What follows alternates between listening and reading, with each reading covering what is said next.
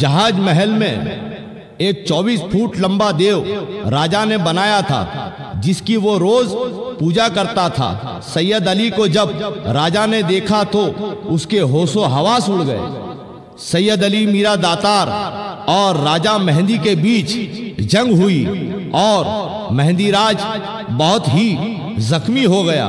उसने देखा कि उसकी सारी जादू नगरी खत्म हो चुकी है।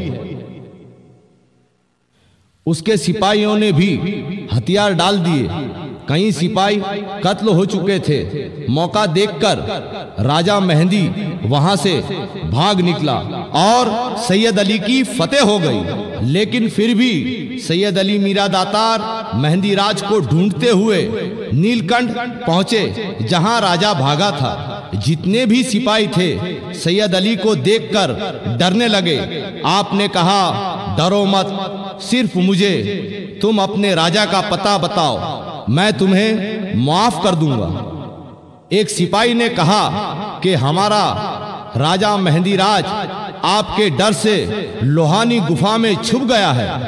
सैयद अली दातार को लोहानी गुफा का रास्ता बता दिया। सैयद अली लोहानी गुफा में पहुंचे। सैयद अली को देखकर राजा पछताने लगा और मारे डर के कांपने लगा।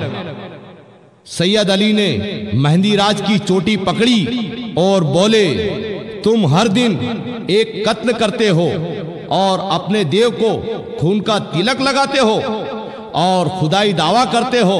ये सारे गलत काम छोड़ दो, क्योंकि जिंदगी और मौत तो खुदा के हाथ है। तुम ईमान ले आओ तो मैं तुम्हारी जान बख्श दूंगा। राजा ने कहा, मैं जानता हूं कि आप मुझे नहीं बख्शोगे, फिर भी मैं ईमान नहीं लाऊंगा। ये सुनकर सैयद अली दातार ने राजा मेहंदी की चोटी काट ली। मेहंदी राज ने कहा कि आप मेरी चोटी को अपने कदमों में दफनाना। इस तरह की बातों के दरमियान मेहंदी राज ने धोखे से सैयद अली मीरा दातार को शहीद कर दिया। वरक वरक से सदा आ रही है रोने की, किताबे दिल से अभी तक लहू टपकता है। बस एक ही बार मैंने लिखा था, मीरा सैयद अली दातार, मेरी कलम से अभी तक लहू टपकता है।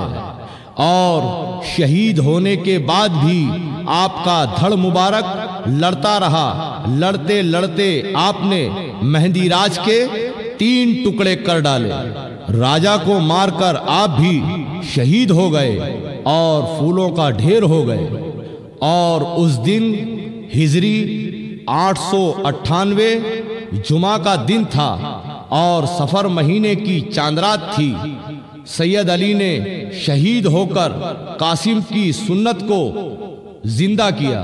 करबला के मैदान में जब इमाम कासिम की शहादत हुई, तब इमाम कासिम एक दिन के दूल्हा थे। इसी तरह सैयद अली मीरा दातार की भी शादी होने वाली थी। आपने शहादत के बाद दादा इल्मुद्दीन को बशारत दी और बताया कि हमारी फतेह हो चुकी है और हम खुदा की राह में शहीद हो चुके हैं। मांडवगढ़ में जो लोहानी गुफा है, वहां से आप हमें ले जाकर उनावा में दफनाएं और हमारे कदमों में राजा मेहंदी की चोटी को भी दफनाएं। ये बात जब दादा इल्मुद्दीन ने बादशाह को बताई तो बादशाह ने कहा कि मैं भी आपके गम में बराबर का शरीक हूँ। चलो हम साथ में चलकर लोहानी गुफा से मीरा सैयद अली के जिस्म मुबारक को ले आए। दादा जान और बादशाह का घोड़ा जब लोहानी गुफा तक पहुंचा तो गुफा के पास सैयद अली का लाल घोड़ा खड़ा हुआ था। घोड़ा दादा जान को गुफा के अंदर सैयद अली तक ले गया। आप ये देखकर हैरान हो गए कि जिस जगह सैयद अली की शहादत हुई थी उस जगह एक फूलों का ढेर हो गया था। आपने उस फूलों के ढेर से सैयद अली के जिस्म मुबारक को निकालकर मांडवगढ़ की आलमगीर मस्जिद में ले गए, जहां आपके जिस्म मुबारक को गुसल करवाकर जनाजे की नमाज अदा की और एक संदूक में रखकर ऊंटनी पर सवार करके उनावा के लिए रवाना हुए। एक जगह आकर ऊंटनी रुक गई।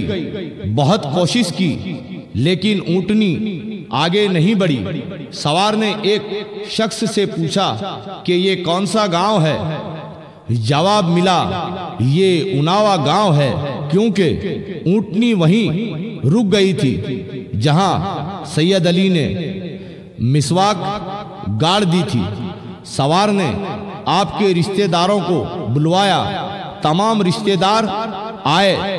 आपकी अम्मा, बड़े भाई अबू मोहम्मद और आपके वालिद साहब सभी उनावा पहुंचे। कुछ ही देर में आपके दादा जान और महमूद बेगड़े भी वहां पर आए और वहीं उन्हें दफना दिया और राजा की चोटी को आपके कदमों में दफना दिया। जिस जगह आपकी शहादत हुई थी, लोहानी गुफा में पानी का झरना आज भी वहां बहता है और वो पानी मीठा होता है। आपको मीरा सैयद अली के नाम से सब जानने लगे। मीरा का मतलब है बहादुर, दातार का मतलब दान देने वाला। आपने अपनी बहादुरी से अल्लाह की राह में अपने आप को कुर्बान कर दिया। ज़हीफ माँ की दुआओं का ऐसा असर निकला कि कामयाब मेरी जिस्त का सफर निकला। जमाने भर की निगाहों ने मुझको चूम लिया, मैं अपनी माँ के कदम चूम कर निकला।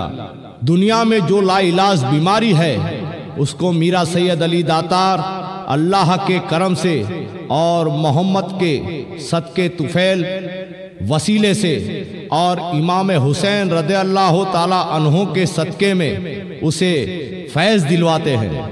हिंदू हो या मुसलमान, किसी भी जात का यहाँ पर भेदभाव नहीं है। हजारों की तादाद में आपके आस्थाने पर हिंदू मुसलमान आते हैं और फैज़ पाते हैं और अपनी मुंह मांगी मुरादें पाकर मीरा सैयद अली दातार के आस्थाने पर नारे लगाते हैं और मीरा दातार के इश्क में दीवाने होकर मीरा दातार के चाहने वाले हमेशा मीरा दातार के नाम की माला जपते हैं।